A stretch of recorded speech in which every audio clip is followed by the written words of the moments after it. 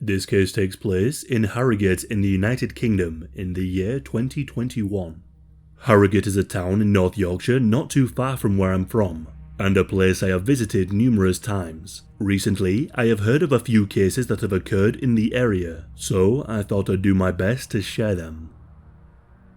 Daniel Ainsley was a 24-year-old man who lived in Harrogate. Early in 2021, Daniel fell on tough times and had no other choice but to sleep rough. But he was able to get a roof over his head at the Harrogate Homeless Project in Bower Street. Before too long, Daniel was banned from the shelter. This was due to his continuous violent behaviour. After being kicked out, he had nowhere else to go. After some time on the streets, he was admitted to a hospital for mental health evaluation and treatment. After hearing about Daniel's situation, a 48-year-old man named Mark Wolsey decided to offer him some help and a place to stay. Daniel and Mark had known each other for around 3 years, and both considered each other friends. They had both worked together previously and had socialised on a number of occasions. Mark's family and friends would later state that he had a heart of gold, and would do anything for anyone, especially if they were struggling or in need. So, he allowed Daniel to live in his flat with him until he got himself sorted and back on his feet. Daniel lived with Mark for some time before some problems started to show. Mark began to see that Daniel's behaviour was out of control and something that he couldn't deal with. Daniel was addicted to illegal substances and alcohol, and was known to lash out and engage in self-destructive behaviour. During the evening of the 5th of March 2021, Mark and Daniel were drinking together inside the flat. At around 8:30 PM, Mark made a call to the emergency services. He told the operator that he had attempted to remove Daniel from his property, but that he was refusing to leave. He went on to tell the operator that he was fearful of Daniel, and that he was behaving erratically. During this phone call, Daniel can be heard laughing at Mark, mocking him and calling him a coward for calling the police on him. Whilst on the phone, Daniel started punching Mark repeatedly and even grabbed a knife and tried to stab him. He then told Mark, "You've just signed your own death warrant." The police soon arrived on the scene and found Daniel and Mark inside the flat. The two men were then questioned as to what was happening. Mark explained that Daniel had become violent and had begun lashing out. He told the police that he only wanted the best for him and that he had opened his doors to Daniel after he found out that he was homeless. Daniel told the police that he couldn't find his mental health medication anywhere and claimed that Mark had stolen them from him, which was untrue. Mark had not stolen his medication. Daniel had just decided to no longer take it. The police were seemingly able to handle the violent situation, or so they believed, and they even told Daniel that they would give him a lift to the hospital so he could go and get more of the medication that he needed. He took the officers up on their offer, and off they went to the hospital. They took Daniel out of the van and inside the hospital. Once inside, they told him to go and collect whatever he needed, and then the police left, believing that they had resolved the situation. Rather than stay at the hospital and get the medication, Daniel left. He walked out and headed straight towards Harrogate town centre.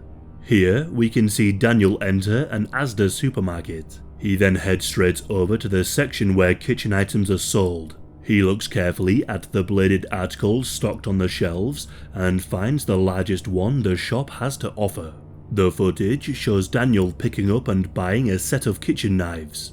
He then leaves the store and is seen on CCTV taking out the biggest one in the set, and hides the 8-inch blade in his waistband before discarding the rest in the set.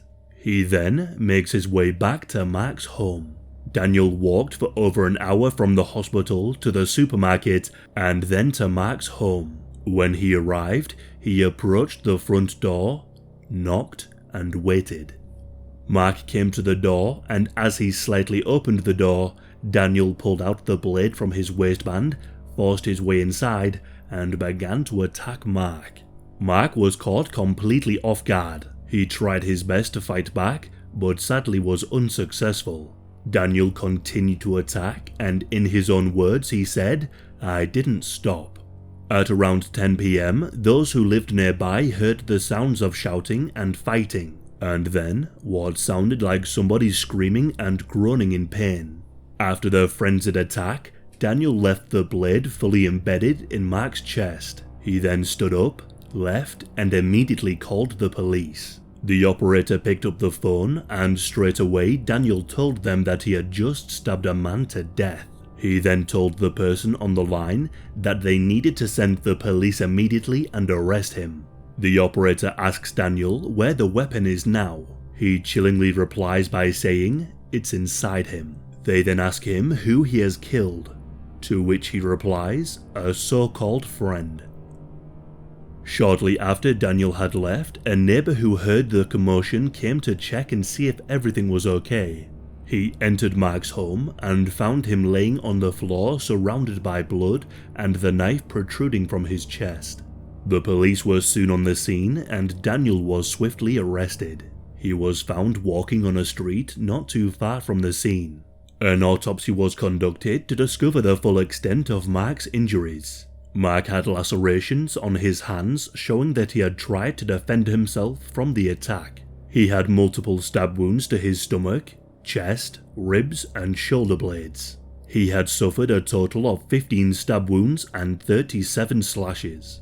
It would soon come out that Daniel had 17 previous convictions for violence, driving under the influence, selling illegal substances, and assaulting emergency workers. He had also been suffering from mental health issues from a young age. It was reported that he had suffered from paranoia and had been hearing voices telling him to lash out. He was also diagnosed with borderline personality disorder. Mark was questioned by a psychiatrist as to why he had attacked and killed Mark in such a brutal way. Daniel claimed that prior to the attack taking place, he had heard a voice whisper to him, and that this voice demanded that he go and get a knife and use it on the man who had taken him in when nobody else would. Following this claim, Daniel continuously changed the reason for killing Mark, and changed his story multiple times. Despite Daniel's history of mental health issues, the psychiatrist stated that he knew exactly what he was doing. They saw no reason to put forward a case that Daniel could claim diminished responsibility. They highlighted that Daniel acted with intent and proved that his behaviour in the moments before the murder was controlled, purposeful, and determined. During the trial, Daniel and his defense team attempted to put forward the case that he was not guilty of murder due to his mental state at the time. Thankfully, the psychiatrist was brought forward and gave evidence for the prosecution. They told the jury that what Daniel did before the murder showed signs of premeditation. Deliberately not getting his meds and concealing the blade in his waistband showed that he knew he was committing a crime and that what he was doing was wrong. Mark's son described Mark as his best friend and his fishing buddy, and told the court that his life now had a massive hole in it. He said Mark loved his granddaughter and she would be deprived of his father's fantastic personality and his love. Mark's daughter also said that her father's death had left a huge, frightening void in her life. The jury were convinced that Daniel acted with intent and was guilty. The judge stated that Mark's death had a shattering impact on those who knew and loved him, and that there was only one sentence for murder of this kind. Daniel Ainsley was sentenced to life in prison, with a minimum sentence of 21 years and 3 months. If he is ever released, he will remain on prison license for life.